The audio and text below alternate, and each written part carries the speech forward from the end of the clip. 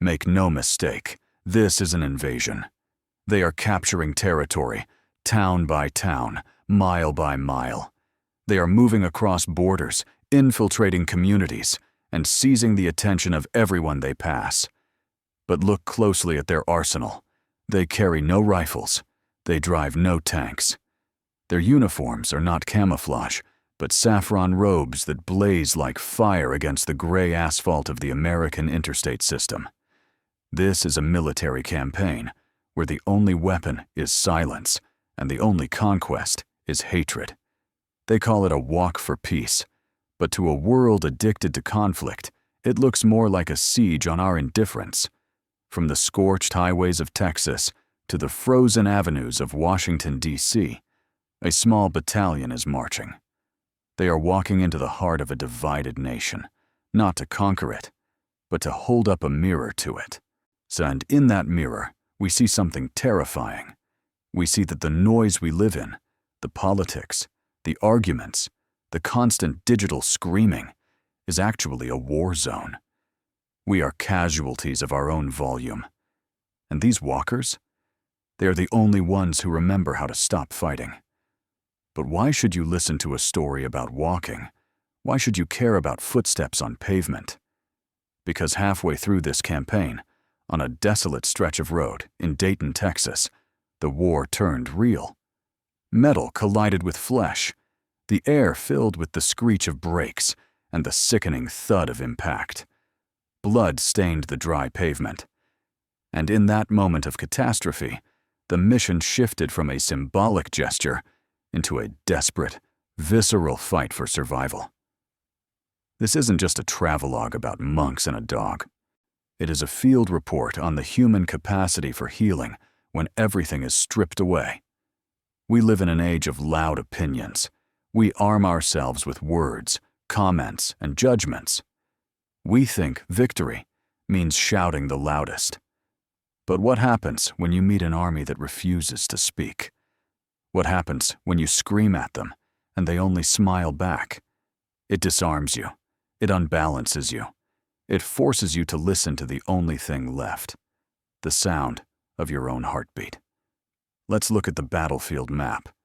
The objective is Washington, D.C. The distance is 2,300 miles. The terrain is hostile. It begins in October 2025. The enemy here isn't a foreign power. It is the elements themselves. The Texas heat is a physical weight, pressing down on the asphalt until it shimmers with mirages. The humidity clings to the skin like a wet wool blanket, making every breath a labor. Every step is a negotiation with gravity. The road stretches out like an infinite gray ribbon, unforgiving and hard. Leading this column is Bhante Panakara. Think of him not as a monk, but as a general of silence. He issues no commands. He barks no orders. He simply walks. His pace is the rhythm of the entire operation. He does not look back to see if others are following. He leads by the sheer force of his example. Flanking him are his lieutenants, including Bhante Dam, a warrior of resilience who doesn't yet know that he is about to face the ultimate sacrifice. And scouting ahead, weaving through the tall grass and the roadside debris, is their most effective diplomat, a four-legged scout named Aloka. They are walking through the veins of America. The trucks thunder past, 18-wheelers shaking the ground, blasting horns that could shatter glass. The wind from their passing acts like a physical blow, threatening to knock the walkers off balance. The drivers look down from their high cabs, confused. Who walks in America? Who walks 2,000 miles without a sponsor, without a support van, without a safety net? To the casual observer, they look vulnerable, tiny figures against the massive scale of the interstate. But that vulnerability is a tactical deception. Their openness is their armor. They are exposing themselves to the world, to the weather, to the traffic, to the skepticism of strangers, because they know a secret. They know that you cannot heal a wound by hiding it. You have to expose it to the air. You have to let the healing begin where it hurts the most. The stage is set. The soldiers are in position. The heat is rising. And on the horizon, unseen but inevitable, a tragedy is waiting to test their resolve. The invasion has begun. November 19th, 2025. The campaign moved into Dayton, Texas, and the enemy struck without warning. It wasn't an ambush. It was the brutal reality of physics. A truck, a collision, a shattered moment where time seemed to fold in on itself. 1 minute, there was the rhythmic sound of sandals on gravel. The next, chaos. Bante Dam, a warrior who had walked with steady resolve, was thrown into a violent struggle for survival. The impact was devastating. In the blink of an eye, the journey for him changed from a walk to Washington into a battle for his life. He was rushed to the hospital, the sirens wailing a mournful song against the Texas sky. The diagnosis was grim. His leg was gone. The asphalt was stained red. In any other conflict, this would be the moment for rage. This would be the moment to declare war on the driver, on the road, on the cruelty of fate. It would be easy to succumb to bitterness, to ask, why me? To let the pain fester into hatred. But listen to the response. In the sterile white room of the hospital, amidst the hum of machines and the sharp scent of antiseptic, Bante Dam did not cry out for vengeance. He looked at his loss, at the empty space where his limb used to be, and he chose peace. He forgave the driver. He forgave the circumstance. He transformed his own tragedy into a lesson on healing. To lose a part of yourself and still offer wholeness to others is a victory no army can claim. Why, it was the first major casualty of the walk for peace, but it was not a defeat. It was a testament. It proved that their peace was not fragile. It was forged in fire. The mission did not falter. It adapted. Bante Dam's spirit became the fuel, the invisible energy propelling the remaining walkers forward. They crossed into Louisiana, then Mississippi, moving deeper into the American South. This is the Bible Belt, a land of deep faith, family values, and Sunday sermons. But it is also a land where tradition reigns supreme, and a group of Buddhist monks walking down the highway stands out like a flare in the night. Here, the cultural terrain shifted. The stares from passing cars grew longer, more intense. Suspicion hung in the air like humidity. Who are these men? What God do they serve? Are they a threat? Enter the diplomat.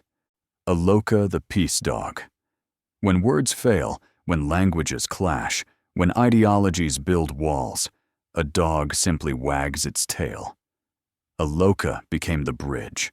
She trotted ahead, her paws kicking up dust, her eyes bright with unreserved affection.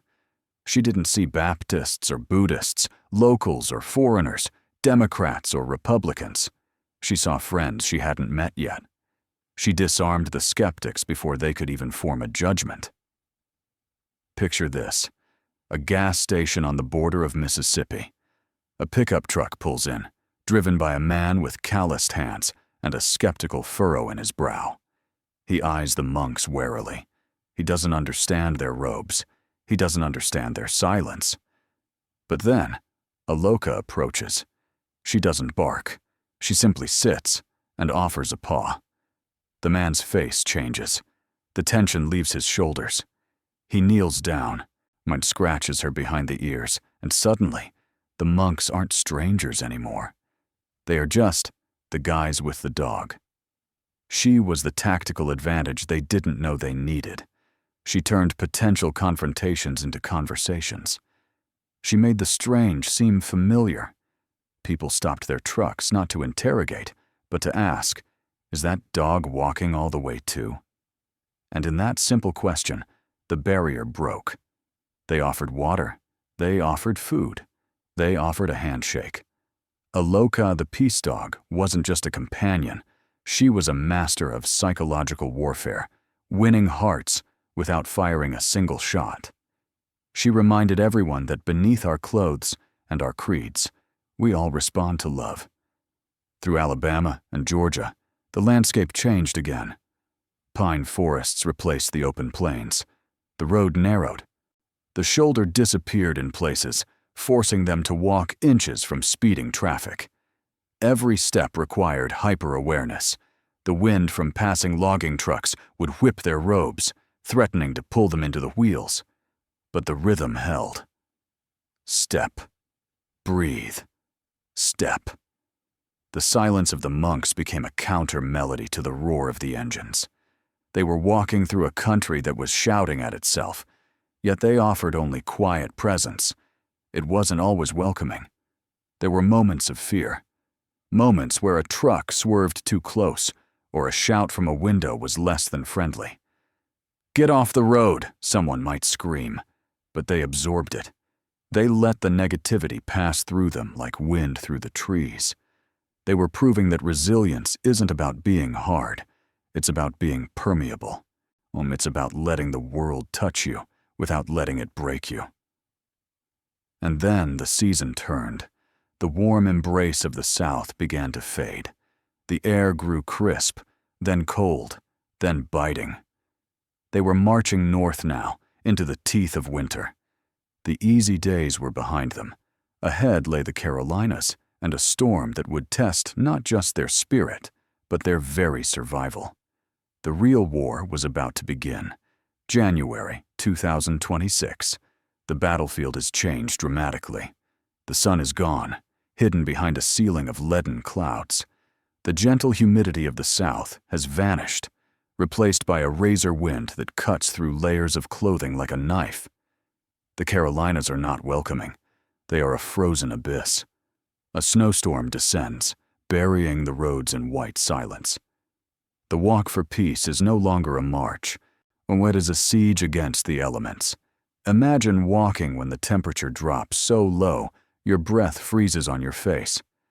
Ice crystals form on eyelashes and beards. Fingers go numb inside gloves. To stop moving is to freeze. Imagine every step is a gamble on slick ice, hidden beneath a thin layer of powder.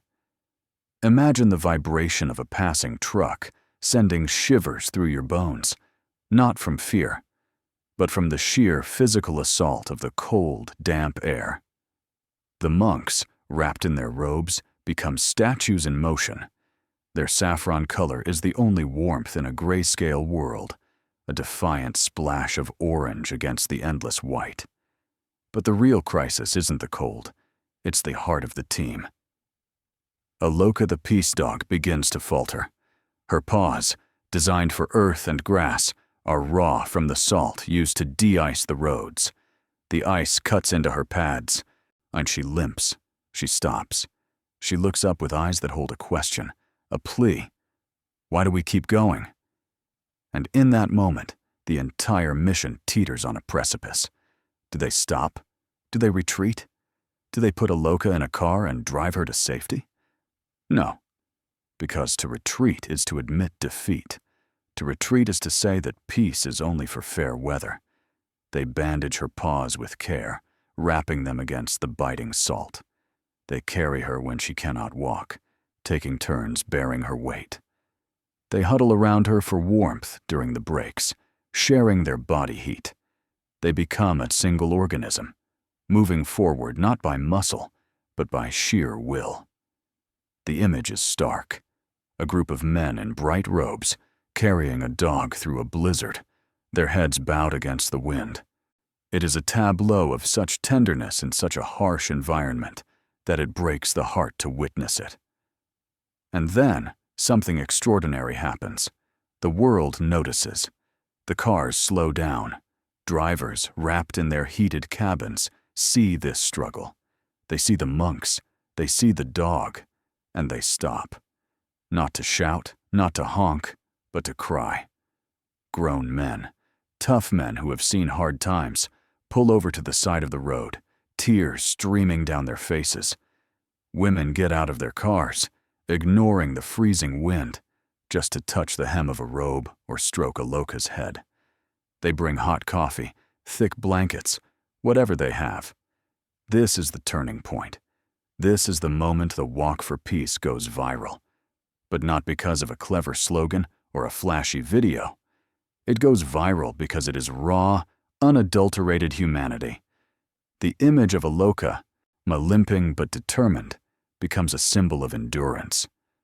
The image of Bhante Panakara, silent and steadfast, becomes an anchor in a chaotic world. People begin to share the story. "Look at them," they say on social media. "Look at what they are enduring for us." The cynical armor of the internet cracks. The comment section, usually a cesspool of negativity and argument, transforms into a prayer circle. Strangers offer food, blankets, places to sleep. They offer their homes. They offer their hearts. "My house is 10 miles up the road," a message reads. "Please, come in out of the cold." The healing is no longer abstract. It is happening in real time. It is happening on the side of a frozen highway in North Carolina. It is happening in the living rooms of people scrolling through their phones, in California, in New York, in London. The tears shed by those drivers are not tears of sadness. They are tears of release. They are the tears of a nation realizing how much pain it has been holding and how much it yearns for something pure. The walkers are no longer just monks and a dog. They are avatars of our better selves. They are showing us that even in the coldest winter, even in the darkest storm, the human spirit can generate its own heat. They are proving that kindness is a force of nature, more powerful than any blizzard. They are teaching us that we are not as divided as we think we are.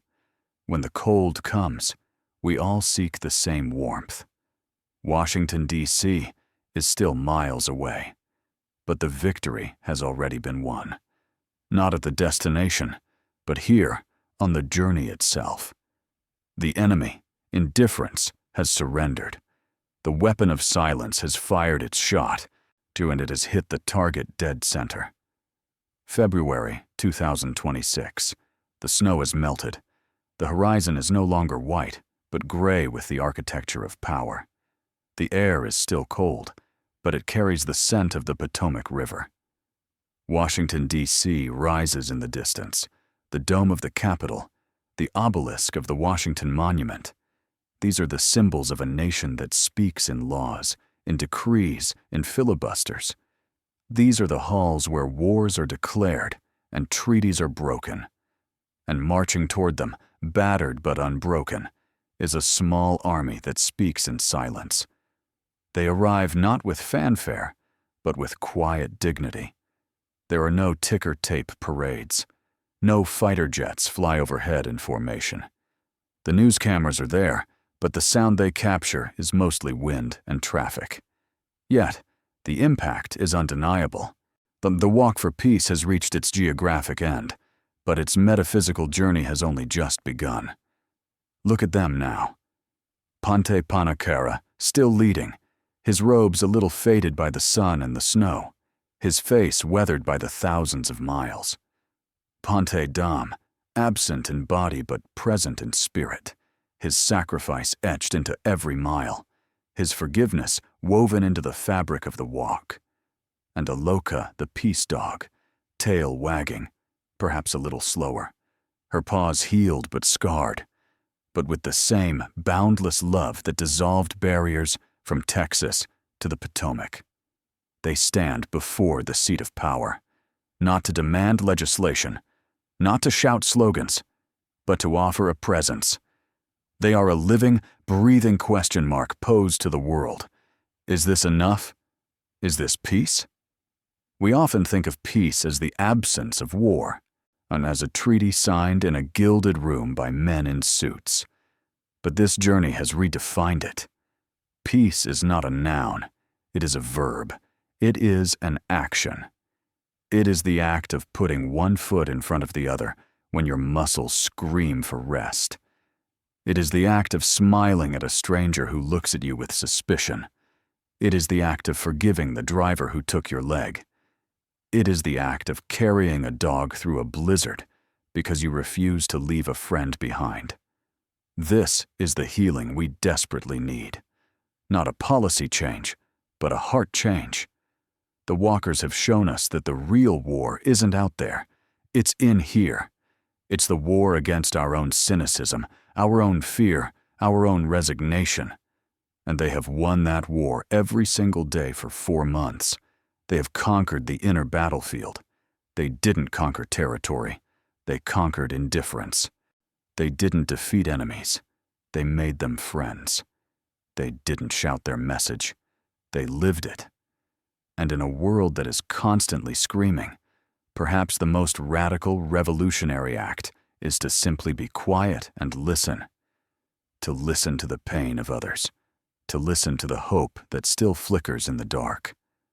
So, as the sun sets over the National Mall, casting long shadows over the reflecting pool, ask yourself, what is your walk? What is your burden? What is your distance?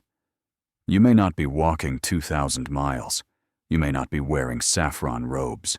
You may not have a 4-legged diplomat by your side. But you are on a journey. And every step you take in kindness, every moment you choose patience over anger, every time you offer a hand instead of a fist, that is your own walk for peace. The story doesn't end here. It continues in you. It continues every time you share this message. Every time you choose healing. Every time you look at a dog like Aloka and remember that love is the only language that everyone understands. Thank you for walking with us. This is not just a video. It is an invitation. Subscribe to the journey. Join the movement. Let the silence speak.